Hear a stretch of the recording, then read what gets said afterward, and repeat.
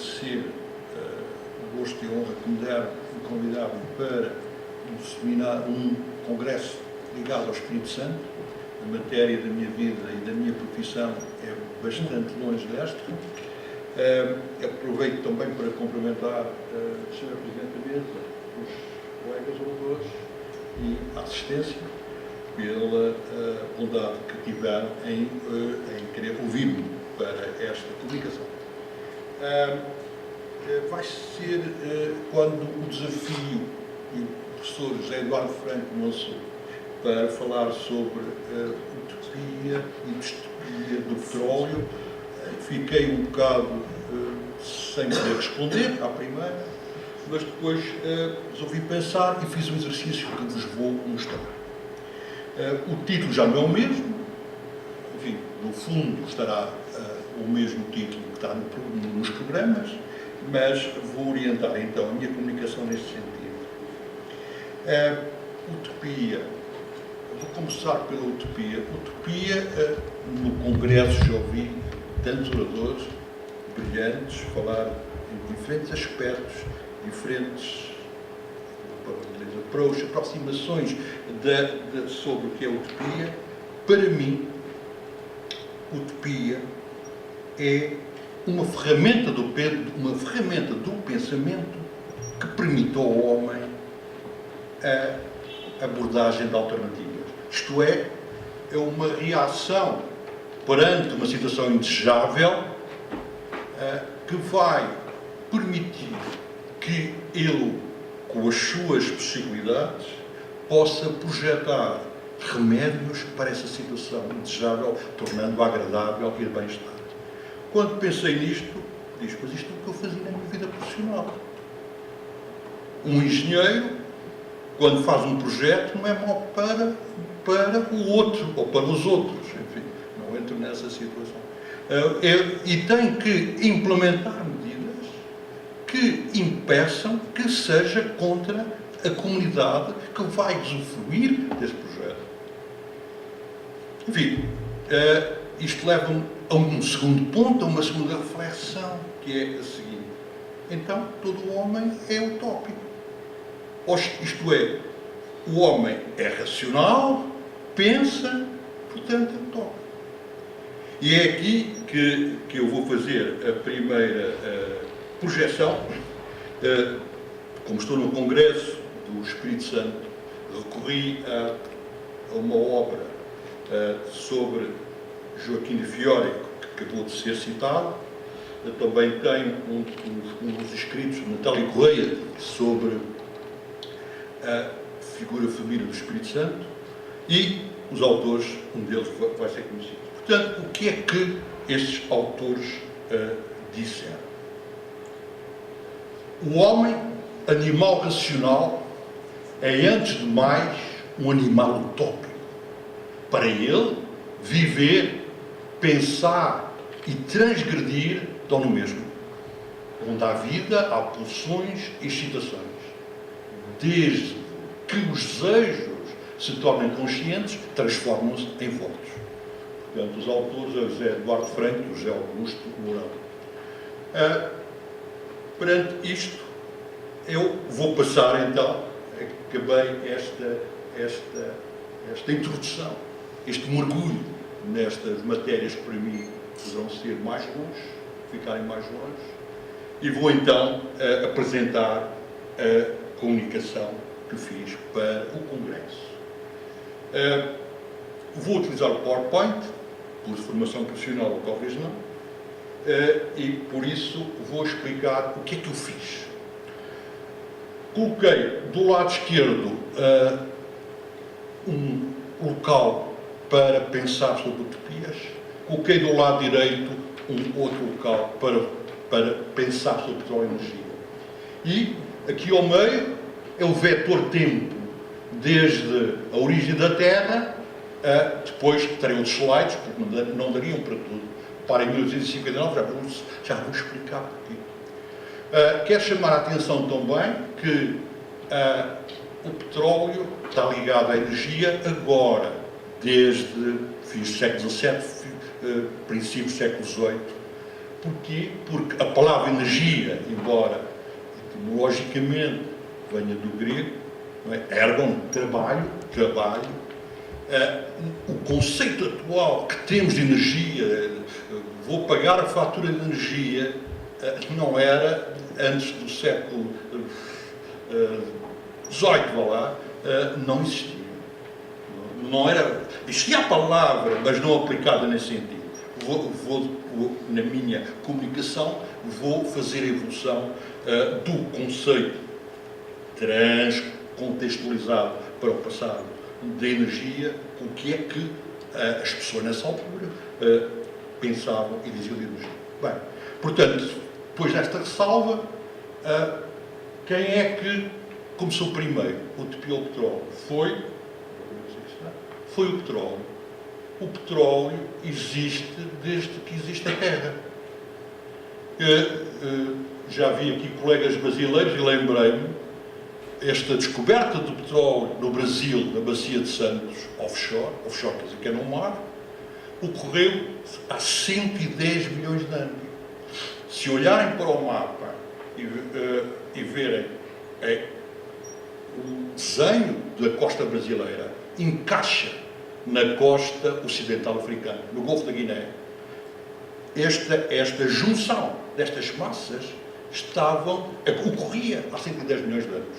E foi com o afastamento progressivo destas duas massas que se formou a matéria orgânica, porque, para mim, o petróleo é, para 90%, talvez, não sou geólogo, é de origem biogénica, foi o material vivo que ocasionou a deposição no fundo do mar, à medida que se afastavam esses dois continentes agora, e que originou essa grande massa, essa grande riqueza para o Brasil, que está na Bacia de Santos. Significa que em Angola também há, e na Nigéria também, é o mesmo.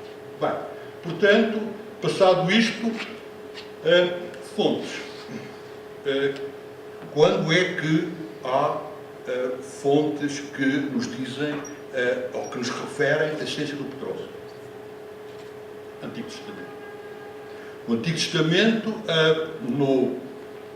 na Gênesis, no livro de Gênesis, tem na Arca de Noé. A Arca de Noé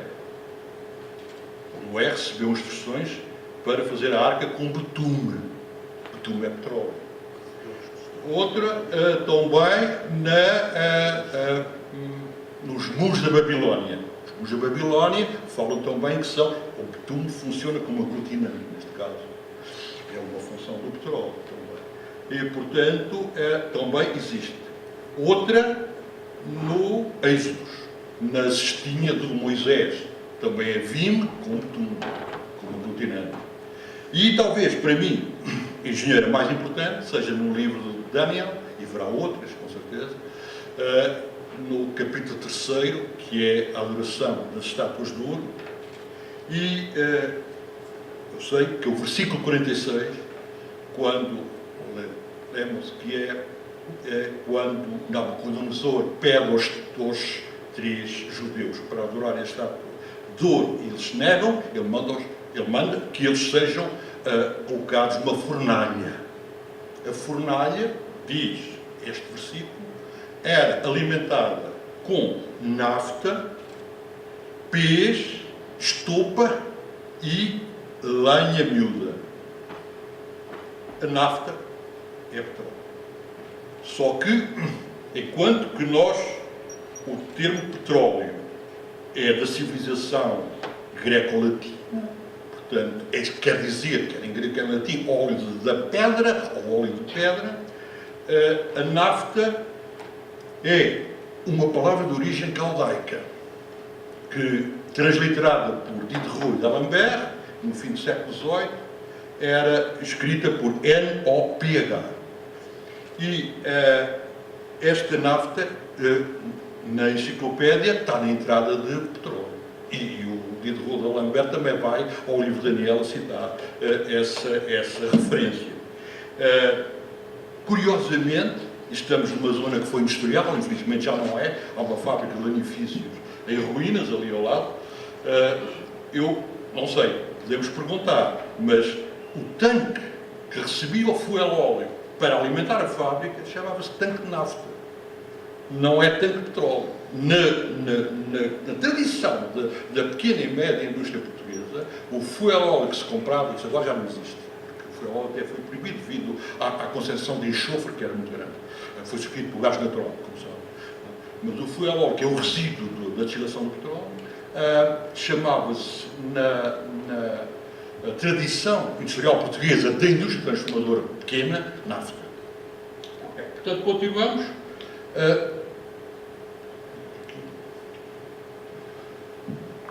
O petróleo bruto começou a ser utilizado na construção, muros da Babilónia, na iluminação porque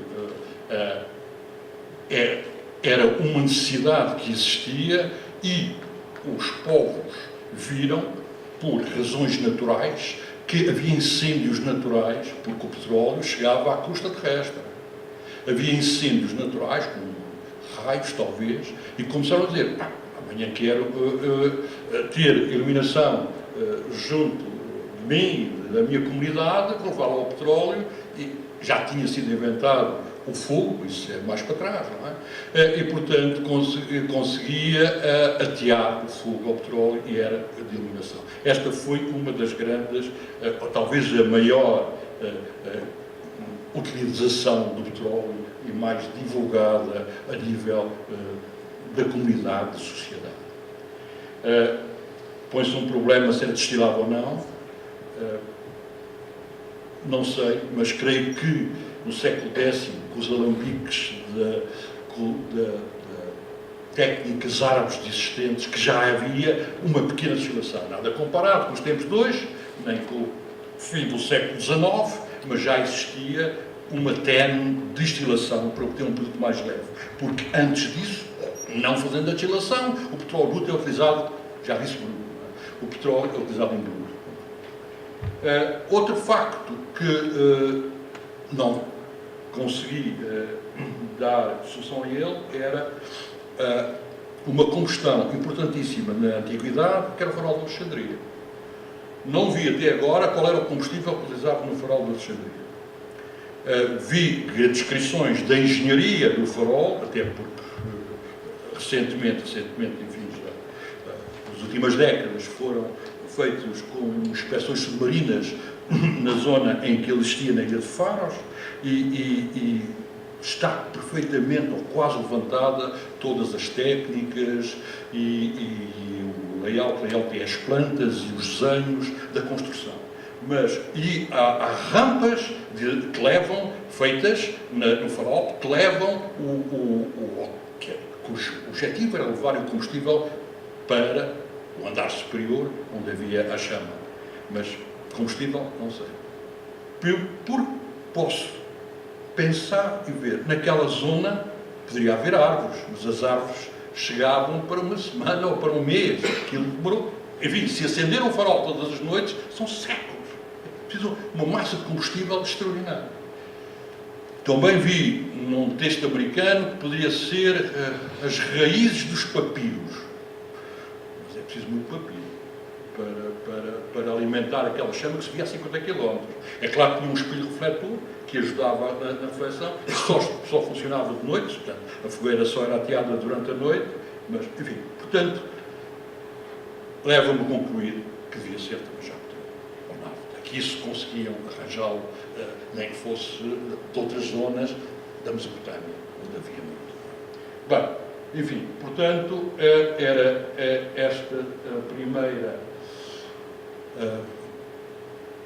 a primeira informação que eu queria dar neste andamento do tempo. Outra, a energia na Idade Média era associada à força, mesmo em textos filosóficos em que era preciso isso, até com base aristotélica, a energia era associada à força. Padre António Vieira, na História do Futuro, diz muitas vezes na tradução enfim, na versão em portuguesa, porque eu não leio latim, do José Eduardo Franco e do Pedro Calafate, diz muitas vezes a energia da palavra. a energia da palavra. Aparece umas 7 ou 8 vezes a energia da palavra na história do Brasil, nesta versão, agora publicada com a coordenação deles.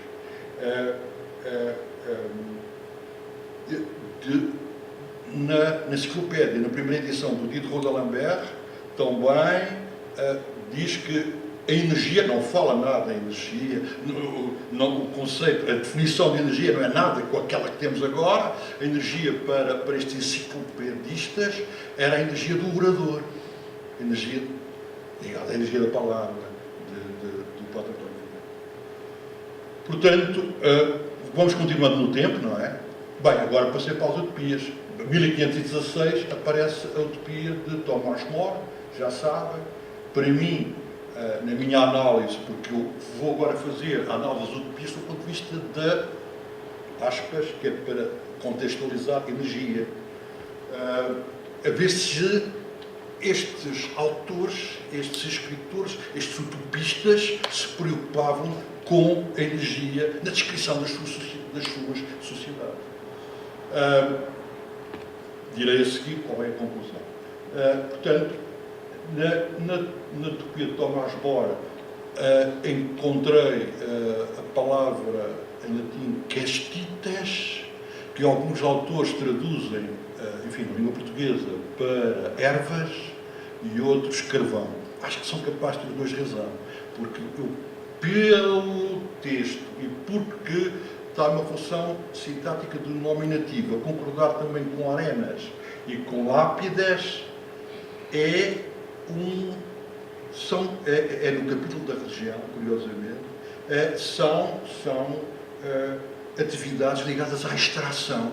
E, portanto, nem é ervas nem é carvão, são tufas, que é ervas carbonizadas, enfim, na evolução normal da matéria orgânica para a produção do carvão e dos combustíveis fósseis, turfas, antracite, carvão. Quando começam a perder a matéria orgânica e a carbonizar. O carvão já não tem matéria vegetal. Não é? Portanto, tirando isso, não encontrei. Atenção, não, para mim, utopias é só na era moderna, depois de 1516. Portanto, depois, no iluminismo, verifica-se já a esperança, enquanto que nas utopias do século XVI é mais o sonho. No iluminismo é a esperança, porque temos o progresso quase que... Enquanto que a utopia de Thomas More, quando é que se realiza? Ou Campanella, ou Francis Bacon, ou Valentim Andrea, Cristianópolis, quando? Não, aqui já aparece uma perspectiva do tempo que era interessante também, que eu vi aqui. Depois, aparece já, finalmente, aqui, com Thomas Young, a introdução na cultura ocidental do conceito de energia. Energia para Thomas Young é energia já elétrica, já havia eletricidade, é energia mecânica, é energia do elástico. Portanto, o conceito de energia que temos hoje começou com Thomas Young. Nesta altura, portanto, talvez um bocadinho depois, no fim do século XIX, são definidos os princípios da termodinâmica reguladores. O primeiro princípio da termodinâmica é o princípio da conservação da energia. Já sabia. Curiosamente, esse conceito de termodinâmica, isso todos sabemos, tem trabalho e calor, a equivalência. Trabalho do ergon e o calor é utilizado também por outros autores, entre os quais Francis Bacon, que eu vou depois a falar a seguir. Bem, enfim, isto é correr a história das utopias. Depois temos o socialismo utópico. Aqui já a energia estava perfeitamente divulgada, basta pensar nas descrições da eletricidade, do caminho de ferro, no advento do lançamento da União Soviética. Aqui já está perfeitamente vulgarizada o conceito de energia. Penso que está no minuto a seguir. E agora, vou fechar este slide, porque em 1859 foi quando aconteceu o primeiro poço de petróleo perfurado na Pensilvânia. Já havia perfurações, mas este poço marca história na vida do petróleo, porque foi feito de uma maneira, digamos que científica, já era com uma orientação e um planeamento industrial. Daí eu colocar nesta data, assim como os colegas que estudam isto, o início do estudo do petróleo neste poço do Coronel Drake. Portanto, foi uma produção anómala e inesperada que obrigou a encher todos os barris de whisky que havia na zona, e daí o barrel que vemos nos telejornais, o barril subiu, o barril baixou, é devido a esta situação.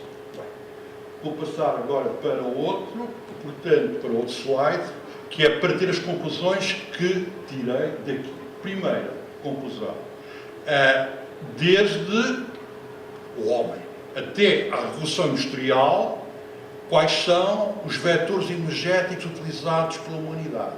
Lenha, hídrica, produtos naturais, a tal turfa que é colhida, o petróleo bruto, depois vou mostrar ao fim, que vem, emana da rocha, eu diz découlé, portanto, emana gota a gota de uma rocha, a força muscular e outras. Força muscular, força do homem, força dos animais.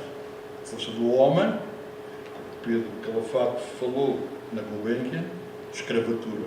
Escravatura legal e escravatura natural. Vamos admitir aqui que é a escravatura legal. E ela acaba na Revolução Industrial. Quer dizer, a força muscular utilizada em termos atuais, no balanço energético mundial, acaba na Revolução Industrial. Seria interessante, não vi, enfim, porque são temas complicados para qualquer investigador falar, mas a escravatura acaba quando a máquina de vapor do James Watt está perfeitamente cimentada na sua tecnologia. Há uns avanços na decisão da abolição nos órgãos decisores de Inglaterra, e isso avança e não avança consoante a consistência técnica da máquina de James Watt. É claro que também tinha começado a Revolução Industrial, não é? Portanto, para a Revolução Industrial eram homens, não, tinha que ser máquinas. Bem, ok, continuamos. Portanto, aqui, nesta fase das utopias, faltam 5 minutos. Ainda vou a 1859, queria chegar ao século XXI, mas eles não saltam. Condensa. Está bem, ok. Aqui, nestas utopias, até à Revolução Industrial, não há, como eu disse, referências explícitas à utilização de combustíveis fósseis, à exceção, que eu já disse, enfim, nas obras que eu li, as mais importantes, do Moore, e outra que falou a professora esta manhã, Francis Bacon. Francis Bacon tem um texto na Casa Salomão, o pai da Casa Salomão, que diz como é que se fazia, em termos modernos, a gestão energética daquela sociedade. Ele utiliza, enfim, não vou ler, porque senão, mas é muito interessante, porque também concordo com a professora, é uma exploração da natureza, mas como é que o homem vai ter energia se não vai explorar a natureza? Ele faz chaminés nos montes para refrigerar, onde criam, nós dizemos, uma diferença de temperaturas e refrigera animais, galinhas, cá embaixo, devido ao delta ter criado. Portanto, continuamos. Com a Revolução Industrial começam a aparecer nas utopias as críticas exatamente a este desequilíbrio entre o homem e a natureza que falámos. À medida que há civilização, à medida que há desenvolvimento, o homem explora a natureza. Não sei como é. Não pode ser de outra maneira. Portanto, William Morris, News from Nowhere, é um regresso à natureza. Porquê? Porque relacionado com o desenvolvimento da Revolução Industrial, a Inglaterra, e com o carvão e com a poluição já, ele propõe que as pessoas andem no Tamisa como, naturalmente, um século atrás, e que, ou décadas ainda atrás, que ele imaginava que fosse assim, e que regressassem, e que as fábricas estão fechadas, as chaminés já não deitam fumos, etc. Bem, também os anarquistas, nesta altura histórica, também têm algumas utopias relacionadas contra a utilização da indústria e da energia, devido a isto, intensificação do uso do carvão para o funcionamento das máquinas. Portanto, vamos andando. Portanto, primeiro poço do petróleo, perfurado-se, desencanto com a industrialização, regresso à natureza, acabei mesmo de falar nisso. O petróleo tem aqui uma parte distópica na sua utilização na guerra. O Churchill, em 1912, propõe que toda a sua armada passe do carvão ao petróleo. Alguns historiadores, contam as suas histórias, à sua maneira, passa a expressão. Dizem que foi fulcral para a vida. Na Segunda Grande Guerra, as movimentações bélicas, isso eu estudei, para chegar ao Cáucaso, a disputa entre Stalin e Hitler, para chegar o Hitler nunca chegou ao Cáucaso, porque o Stalin não deixou, porque no Cáucaso havia petróleo. Também, alguns historiadores dizem que esta vitória, ou esta situação, foi um dos contribuintes para a vitória dos aliados na guerra. Há um trabalho agora já publicado do Sr. Nikolai Baibakov, que foi ministro dos petróleos e que era engenheiro de petróleos em Baku em 42-43, que falou com o Stalin. Curiosamente, foi um quadro da União Soviética até o Gorbachev. Morreu em 2008, 2007 e tem uma tese feita sobre isto, os diálogos com o Stalin, que são bastante interessantes. Bem, portanto, aqui é o aparecimento das distopias. No século XX há distopias, o 1984, o Brave New World, o Nós, e portanto o sentimento da utopia acabou. No século XX temos distopias, estão com a guerra, mas a seguir há boas notícias, temos anos dourados da civilização ocidental.